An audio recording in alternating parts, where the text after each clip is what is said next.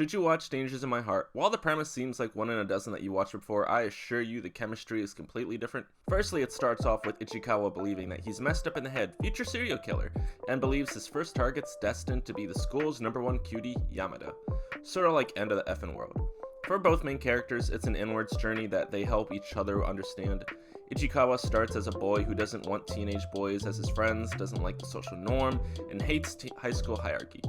Yet everything he physically does in response completely contradicts those statements.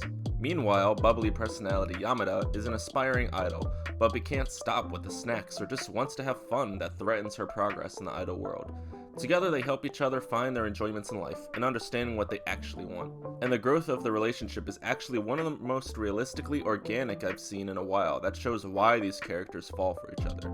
Sure, there are a few typical romance slice-of-life tropes that follow, but it makes up for it with how damn funny this show can be, which is another reason I recommend to give this show a shot, because is this series funny? This boy does the most ridiculous things at times, and although he finds it cringe, it feels the exact opposite, as he constantly makes a fool out of himself, and yet keeps winning despite it.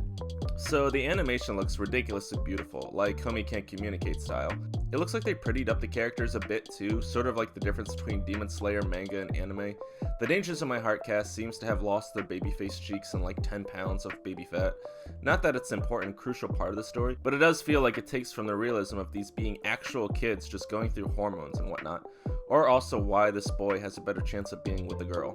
But again, just the way the production and the animation already looks, it's hard to be mad about just one change, especially since most animes do that anyway. I mean, look how glowed up Attack on Titan got compared to the manga, and I ain't never complaining about that.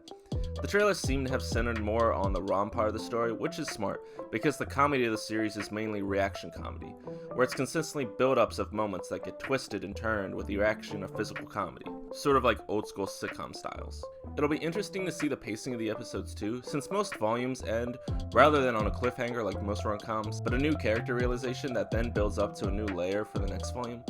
After watching the first episode, it feels like we'll get the typical 3 episodes out of a volume, so as a reader, I'm personally looking forward to episodes 7 to 9 especially. Although the story isn't stuffed with ideas of metaphors or need to be original in a genre that's overly popular, it sort of structures around the denial and the hard dilemmas teens go through in trying to find their identities. From those who don't have trouble being honest about who they are and what they like, to those who clearly are just going with the popular perspective. I want to do the same as I did with Call of the Night, with 2 episode reviews, with the minimal spoilers as possible. This is another series I like to deep dive for mainly Ichikawa's internal journey. For as short and unmain hero he may look at first glance, this is by far my favorite best boy out of the entire rom-com slice-of-life genre. Anyways, glad to start vidding again, looking forward to reviewing the anime. Eventually I'll start reading along again, I don't know when though. But for now, thank you for watching, and go read a book.